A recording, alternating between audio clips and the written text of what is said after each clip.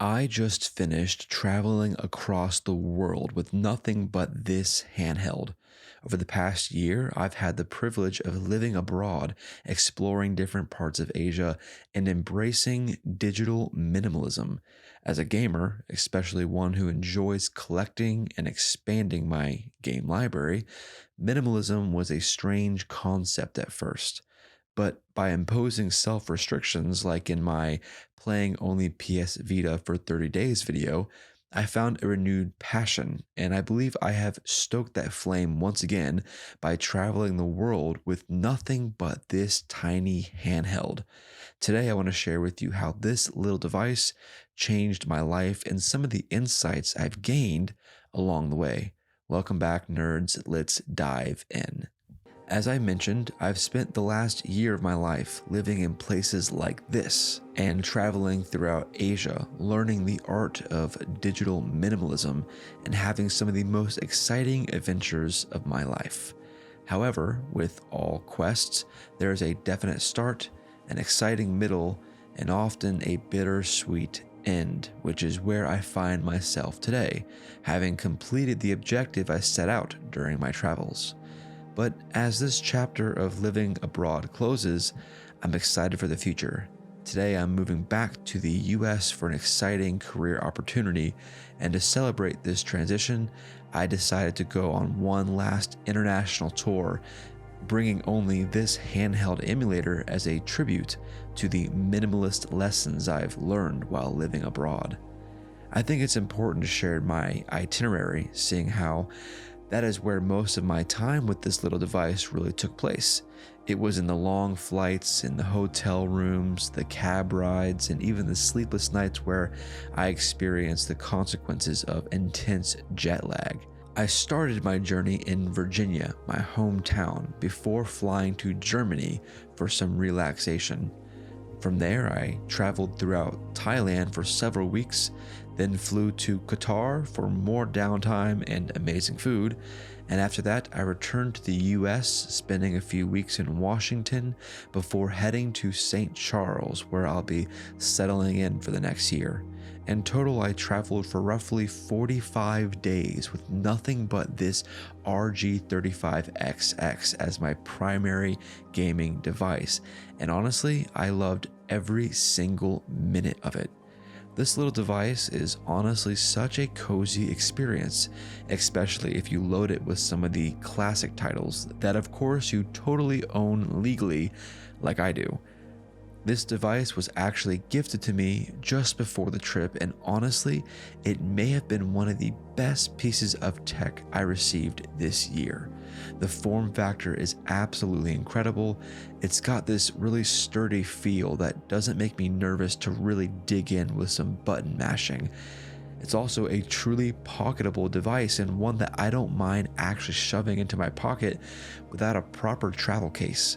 The screen is honestly incredible. It's got multiple levels of brightness, so even outdoor play, even in Thailand heat and sun level, it's totally achievable. And the best part is, given the length of my itinerary, the battery was incredible, lasting upwards of 8 hours per charge. And not to gloat too much, but all of this at a price of $39.99 is actually quite impressive. Now you might be thinking, dude, I've seen your other videos. Why didn't you bring your modded PSP or even your modded 3DS? Why pass up an opportunity of long flights and not bring, say, the Steam Deck or my Nintendo Switch? Heck, even my gaming laptop could have made for incredible passing of time. And to that, I would say, yeah, you're right. I own some amazing handhelds that are far more powerful.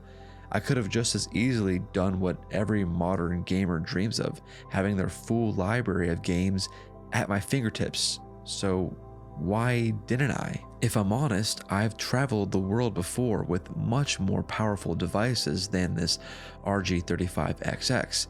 I would spend the night before downloading all the games I swore I would play, setting up new mods or updating firmware for handhelds, and when the time came to play them on the plane or in the cab or in the hotel, I spent more time browsing through the games than I did actually playing them. I spent more time switching between titles than enjoying the games. My problem was excess and access at my fingertips, which ultimately resulted in me just watching Netflix or doom scrolling instead of doing the thing I love, gaming. So this time I entered this world tour with massive self-restrictions, embracing minimalism as a gamer so that I could actually enjoy the hobby, which is where this little guy comes in. Just for reference, this Anbernic RG35XX can play anything I throw at it, from the original Nintendo all the way up through the PS1 era, and it handles all of it very well. The temptation still remained, knowing that I could literally bring my entire libraries with me all on one little device. So I knew that if I didn't restrict myself, I might miss the opportunity of truly finding the joy of gaming. So instead, I locked myself into just one game and one game only: Pokemon Crystal. To be honest, I had fallen out of love with Pokemon after the last few games, which was difficult for me seeing how much impact the older games had on me as a kid. I wanted to recapture that youthful glee, that passion, and I suspected that with these restrictions and incredibly long travel itinerary, this would be the perfect time and recipe for pure nostalgia. And I was right.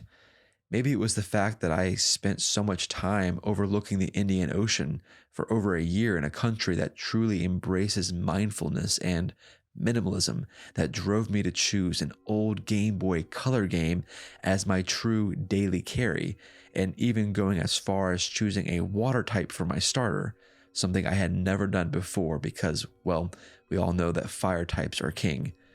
What I found on the journey was pure. It was real interest in the hobby that trapped my youthful heart. I found myself excited to play. I found myself loving the old school form factor and button layout. I even found myself, and I mean really found myself, strategizing with my party. I felt a level of self-investment that I hadn't felt since, well, I don't even know the last time I felt that. But I knew its feeling was familiar. We weren't strangers, more like estranged lovers, if I'm being honest.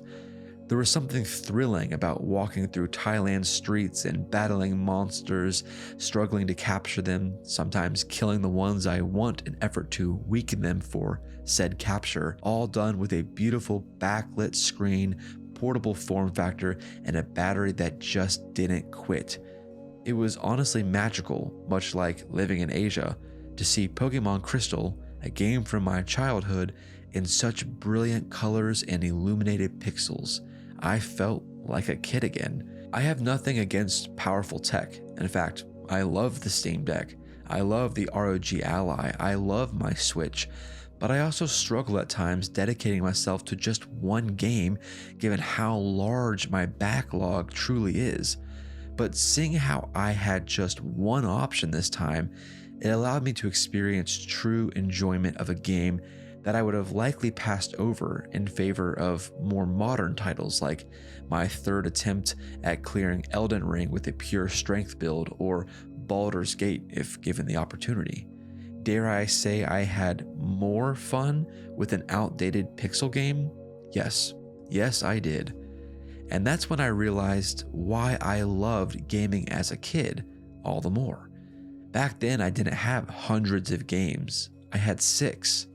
I had 6 Nintendo 64 titles that kept me and my siblings playing on rotation for years. Back then, I didn't have social media to doom scroll during loading screens. I had the outside world where I met up with my friends and we would talk about the games we were enjoying and the games that we would want to trade amongst each other. As a kid, I spent an entire year just playing Majora's Mask because I enjoyed its world, talking to the characters and just exploring. Back then, I wasn't rushing to beat it. I wasn't in a hurry. I just enjoyed it.